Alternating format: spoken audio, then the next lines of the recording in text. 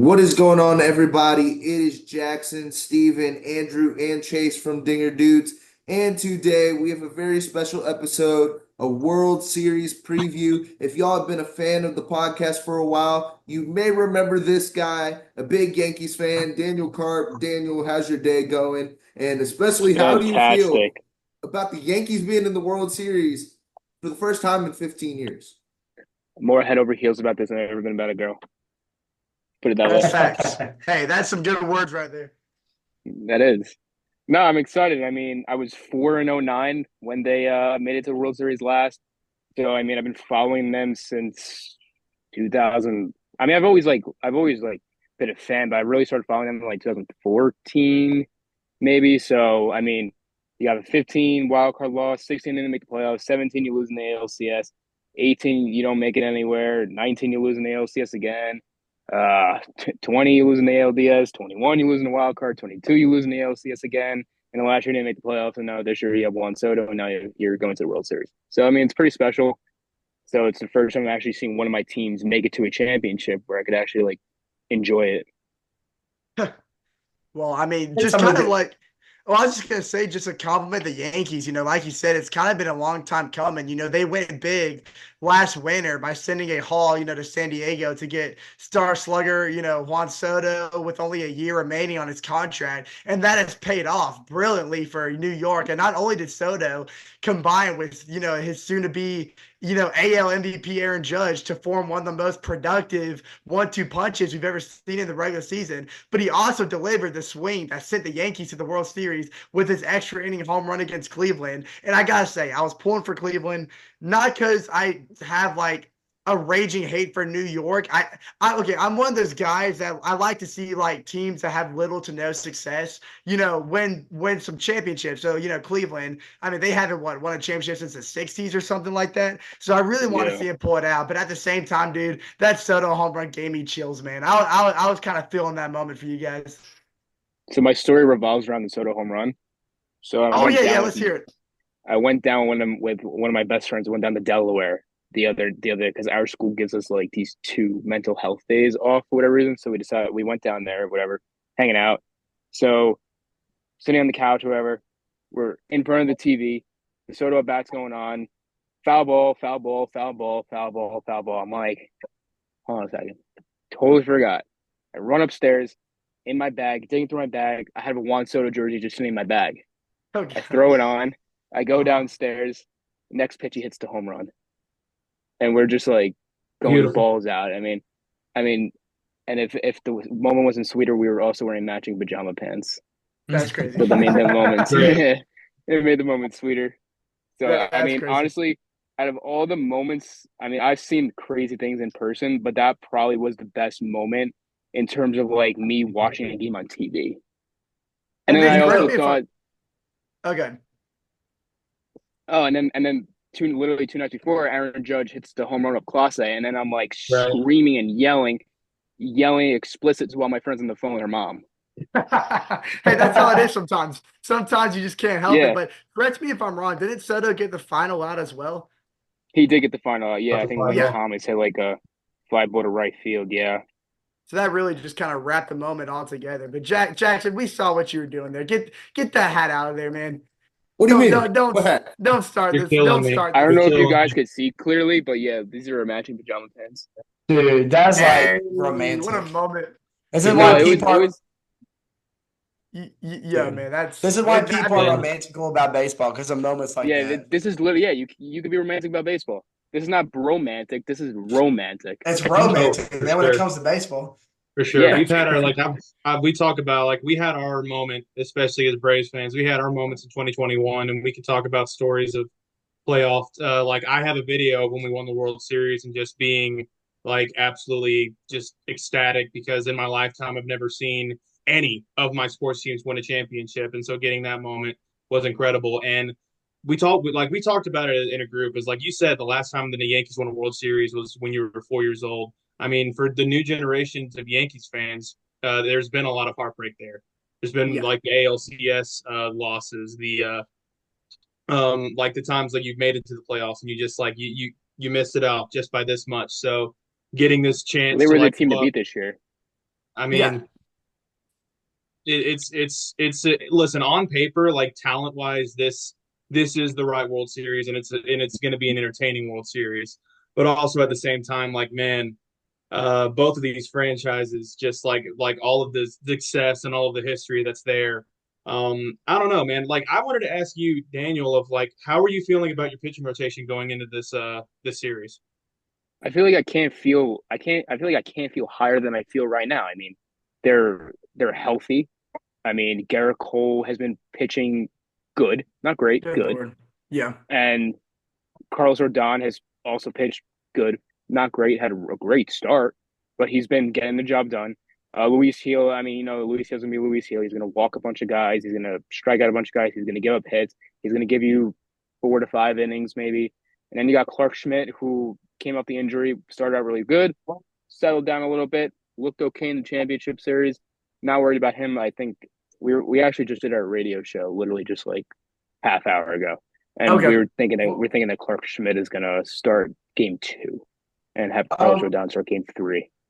well, I was gonna actually, yeah, compliment the Yankees on this pitch rotation. I think compared to the Dodgers, y'all definitely have the upper hand in terms of pitching. I mean, we look at that game 1 matchup. You got Garrett Cole. Garrett Cole, like you said, hasn't looked. He's looked good, not great, but then again, just was he had 3 starts this postseason? Am I wrong? 3 appearances. Uh, yeah, I think 3 so far. No, And he 4.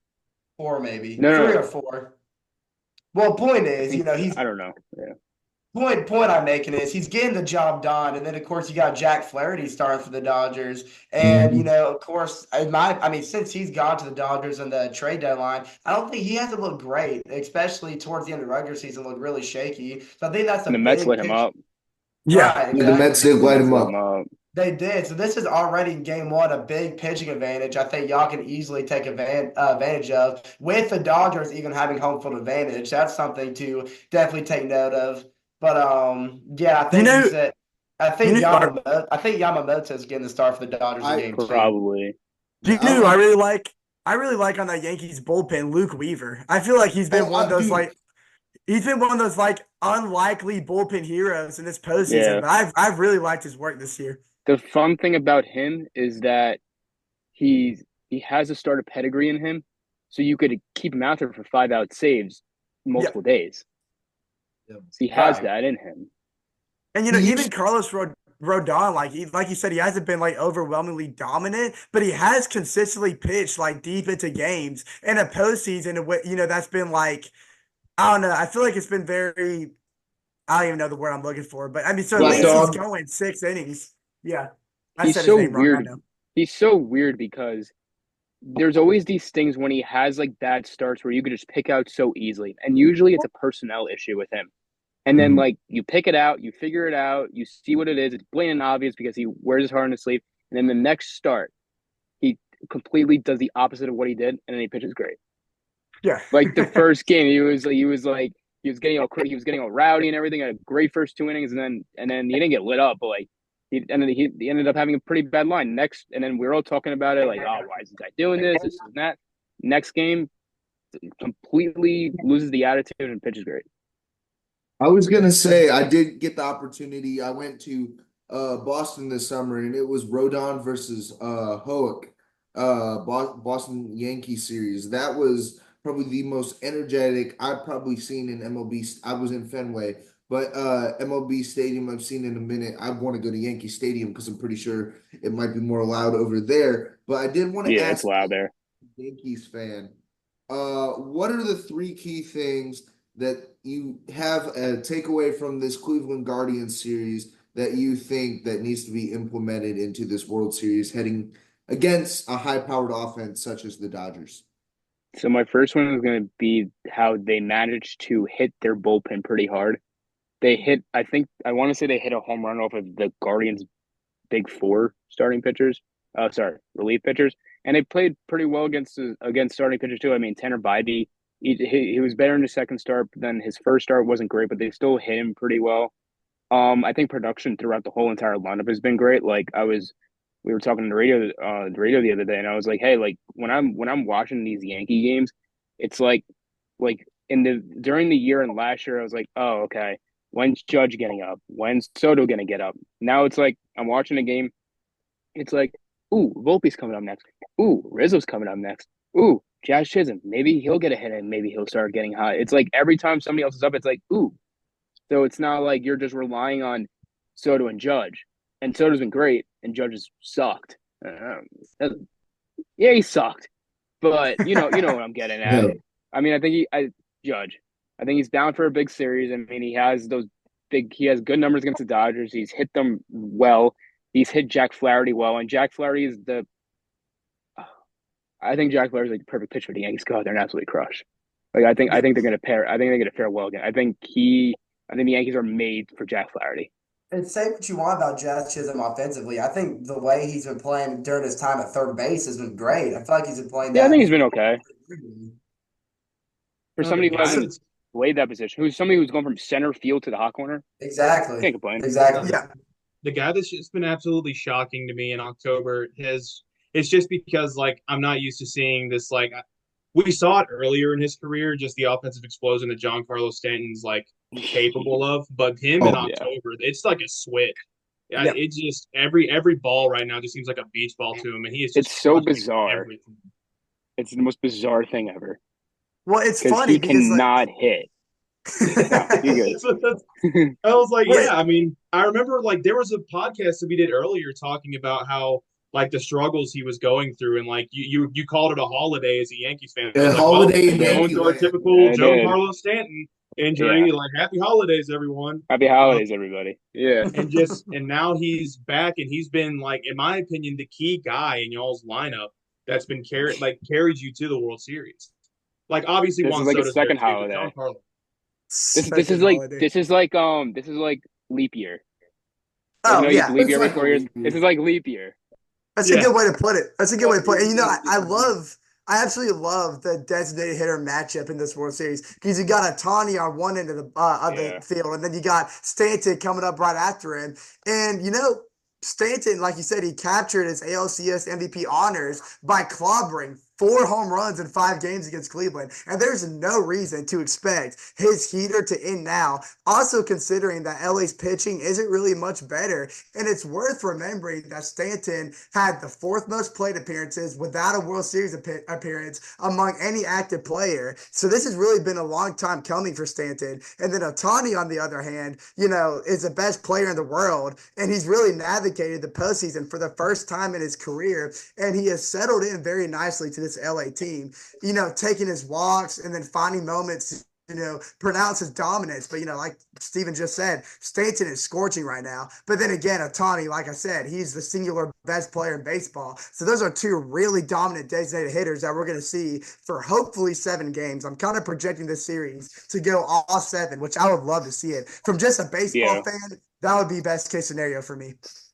I think 6 or 7 is the way to go. Yeah. One thing about Otani, which I was talking to my friend over here before, the other day, and I was like, this guy is hitting like 800, with runners in scoring position. Why the hell is he like not batting 4th or 3rd in that lineup? Yeah. Yeah. Something I was thinking about. I was like, I really think that they should bat him 3rd.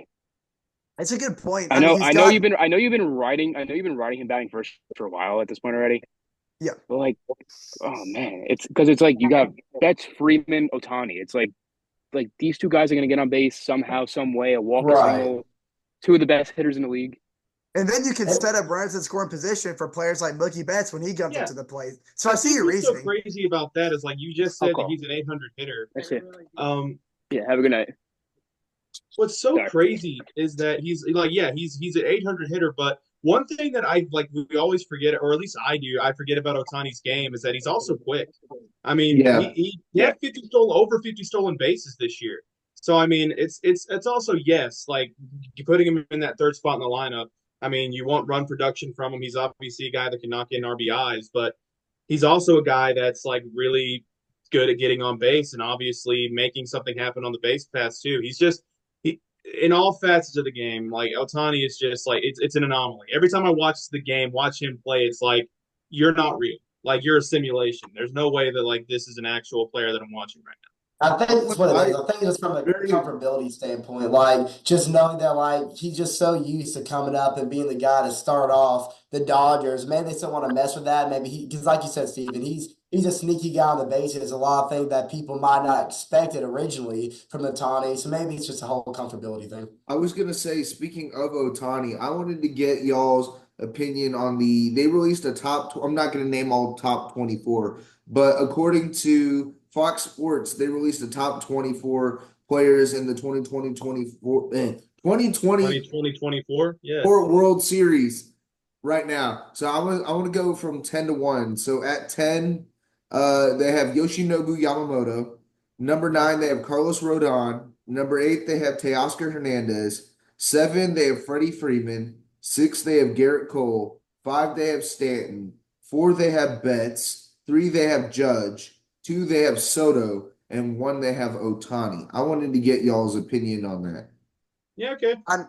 I mean, makes sense. And, like you said, and that kind of reminded me of another matchup we're going to see in right field, Mookie Betts and Juan Soto. And those are two guys that are kind of interchangeable for me because, there's really no bad answer there. Like if you're deciding which one's better of the two, because these are two of the best players of this era. And Mm. Betts started his postseason with kind of like a mini slump, but he has gotten hot since the middle of that NLDS. And then his presence behind Otani in the lineup is important you know, when, opponent, or I don't even know what I was going to say, but for pitchers, Soto's kind of like the equivalent of like, let's say a bad night's sleep because, he makes everything so much more stressful for people on the mound. And any matchup with him is going to be an exhausting battle.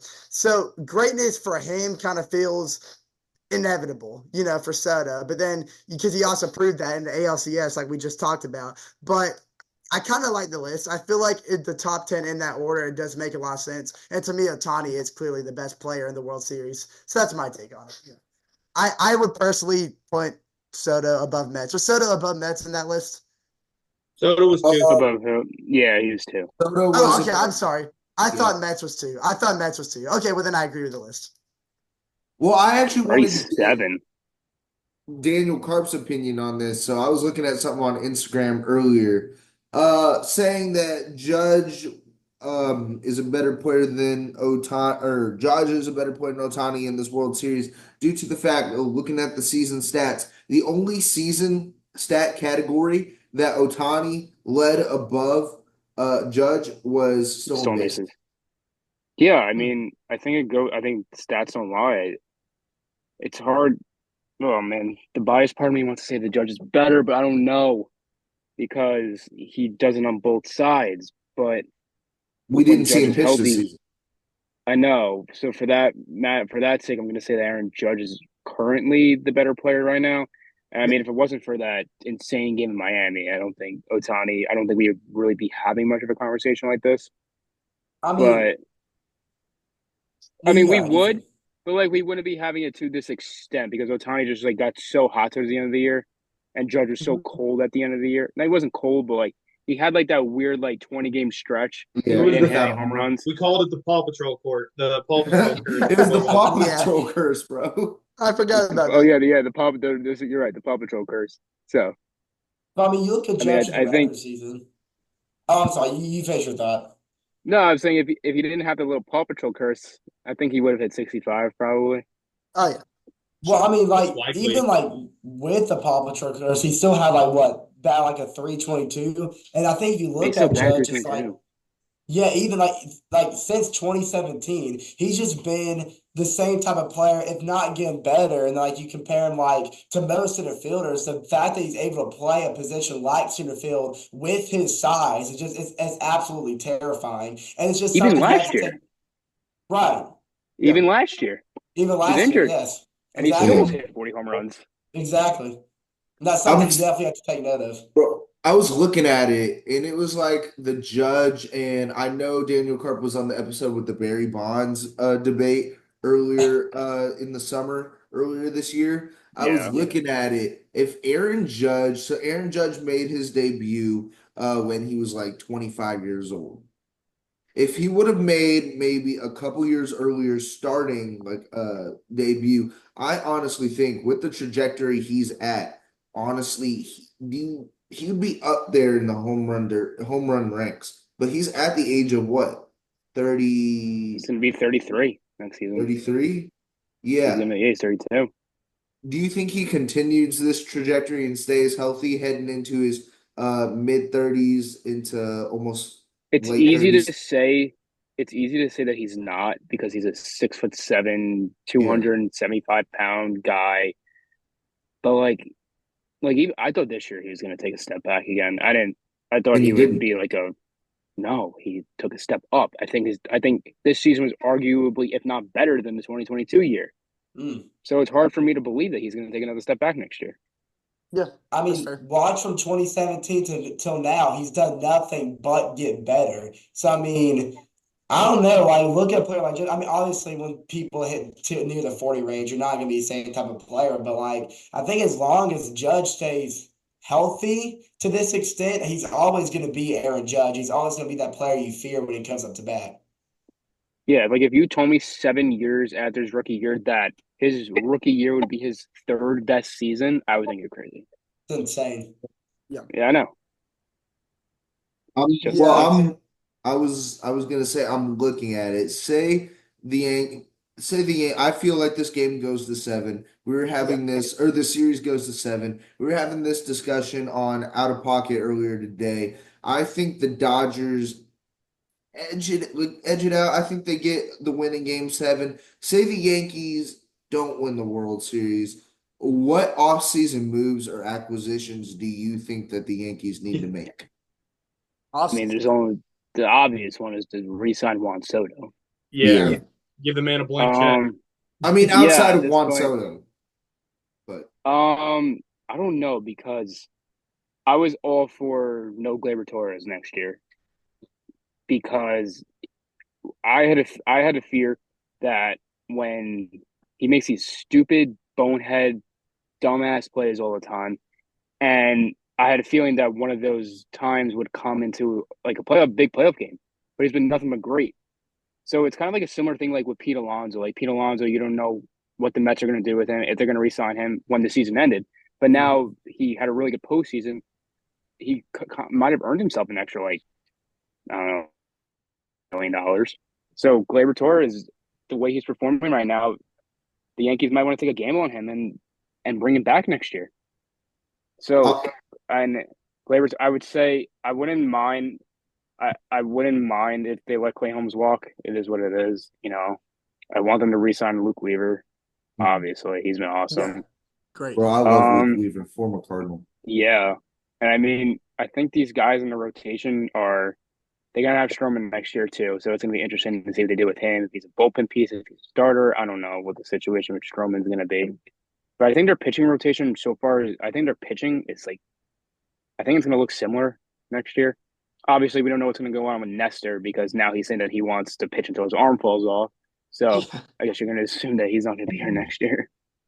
I was looking at the offseason moves, and this might piss some of these Braves fans off. I But already they know what were it is. talking. Hold on, hold on, hold on. I already know what it is. They were Talking about talking Max Fried. about needing a shortstop replacement.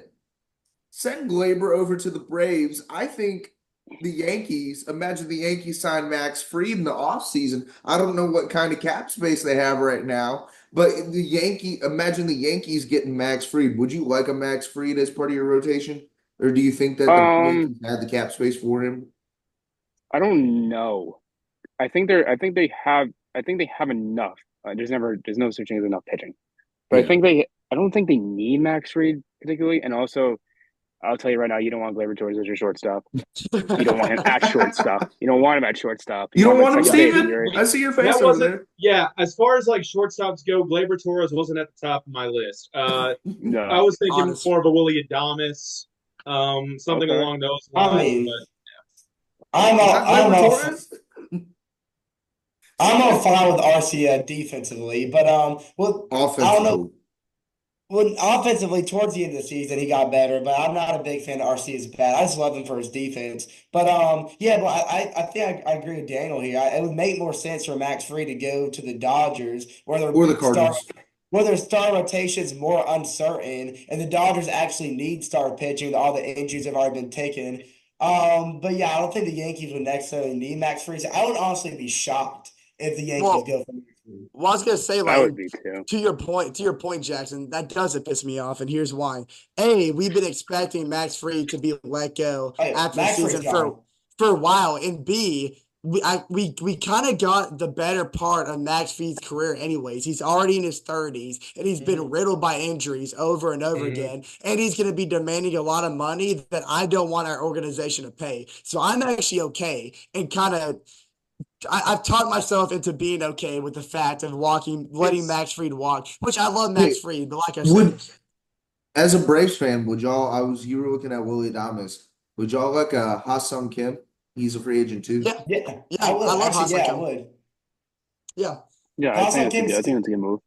Hassan But Kim's still good defensively, and his bat's a lot more productive than Orlando Arcia. But my prediction right now, if I'm being completely honest, I kind of see the Braves having more of a quiet off season, and I honestly think that heading into next year, Arcia is still going to be our shortstop. I Well, don't really yeah, expect us to have a new shortstop. unless there's another guy that like none of us are really thinking of, and at it's just a shortstop, guy that like he's shown signs of being like an elite shortstop in the past, but he's just had crappy years for the last like Bo Bichette.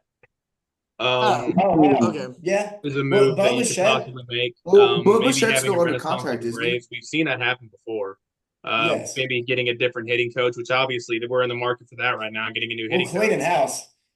But yeah, let's Hey, get back to like what's going on right now, what's happening right now with the Dodgers and the Yankees. I wanted to go into the lineup for these Dodgers and just like in your like obviously you have Otani, you have Mookie Betts, Freddie Freeman's probably going to be playing in this series as well. What do you think is going to be the biggest strategy going into this series for the Yankees to limit the offense? Um, I don't know because the Dodgers Right? lineup is way too good. It's like there's not a I don't lot. know. Good But then answer. if you go to if you as a Dodger fan, you're probably going to say the same thing. Right. So my No, it's biggest like what key do you to this do against series, my biggest key to this series, and this could happen as soon as game one, is getting to the Dodgers bullpen early because they're going to be obligated to do probably two bullpen games depending on how many games the series goes.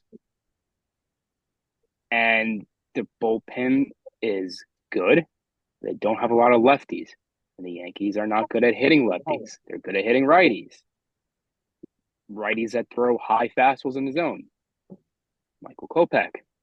Ryan Brazier is going to throw you some high fastballs in the zone. Evan Phillips will throw you some high fastballs in the zone. And they're also good against sinkers like Blake Trinan. oh, wait. So I'm just throwing it out there. Once So they get I into mean, that bullpen, I'll be happy.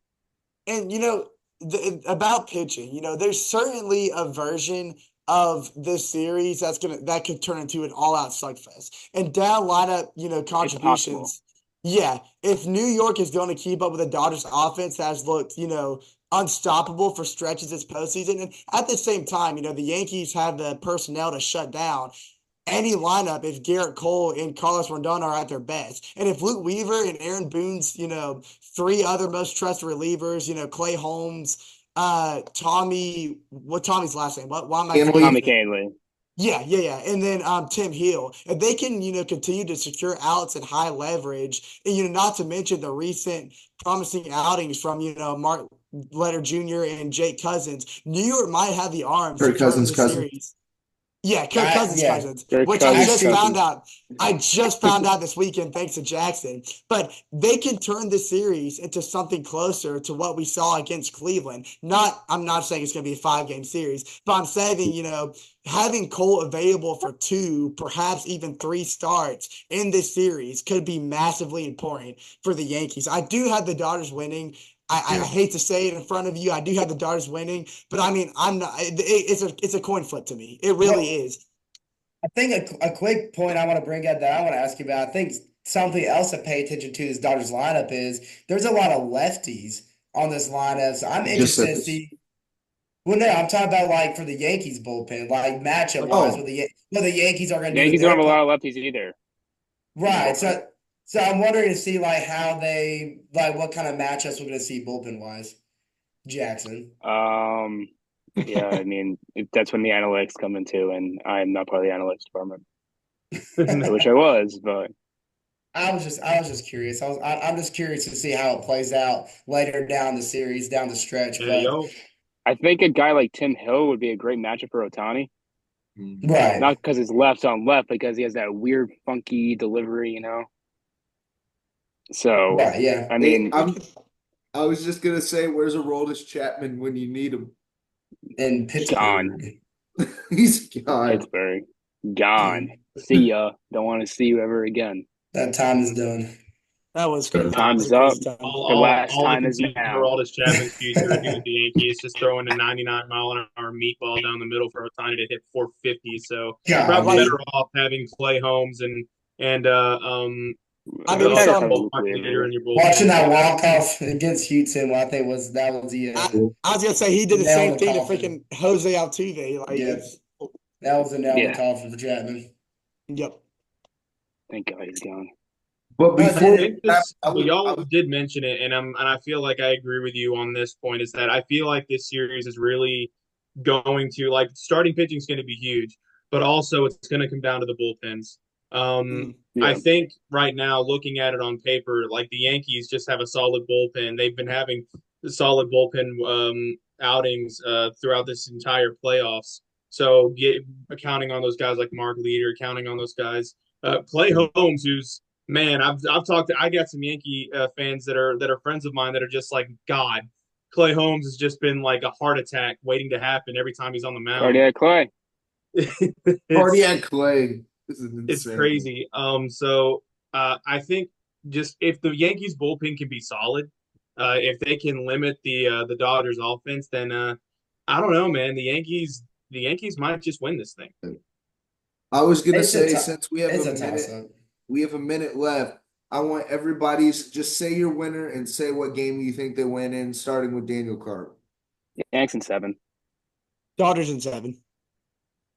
I mean, it's a toss up to me. I don't. I mean, it could go either way, but as of right now, I'm gonna say Dodgers in 7. Dodgers in 6. I have Dodgers in 7. It could go either way, but we'll see what happens. But I mean, that's all. You it's guys, honestly a toss up. you guys suck. See ya. But that's all we have time for today. Daniel Karp, thank you so much for taking time to join. For Thanks Andrew, for having me Steve, again. and Chase, we will see y'all next week. We'll be doing